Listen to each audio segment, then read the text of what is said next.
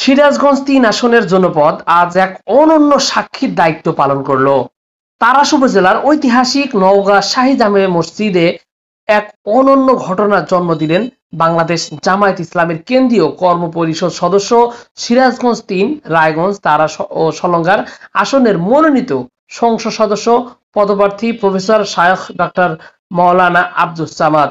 তিনি একজন রাজনৈতিক নেতাই নন, বরং একজন আদর্শ ইসলামিক স্কলার, সৎ, শিক্ষিত, ন্যায়পরায়ণ ও জাতির প্রকৃত পথপ্রদর্শক।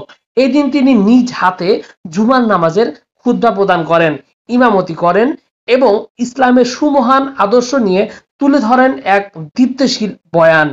এ যেন এক মুহূর্তের জন্য ফিরে যাওয়া ইসলামের দ্বিতীয় খলিফা হযরত উমর রাদিয়াল্লাহু তাআলা আনহুর সেই সোনালী সময়ের।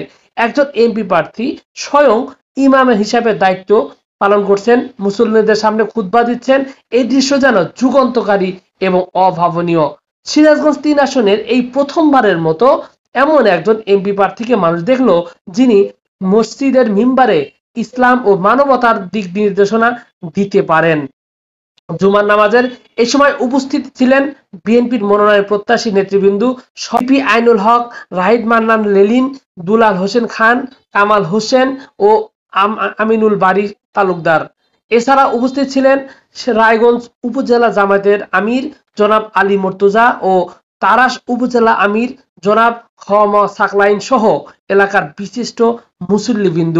জুমার নামাজ শেষে দেখা গেছে এক ভ্রাতৃত্বপূর্ণ সৌহার্দ্য ও ঐক্যের দৃশ্য, যেখানে দলমতের ঊর্ধ্বে উঠে সবাই এক কাতারে এক কিবলায় দাঁড়িয়ে হাত তুলেছেন দোয়ার জন্য।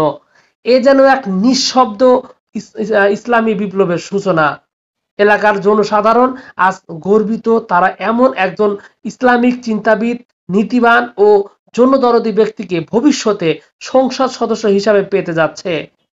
সিরাজগঞ্জ ৩ আসনের নতুন আশার আলো জ্বালাতে এসেছেন প্রফেসর ডক্টর আব্দুস সামাদ। তার নেতৃত্বে আশাবাদী এলাকাবাসী এক সুবর্ণ ভবিষ্যতের প্রত্যাশা করছে।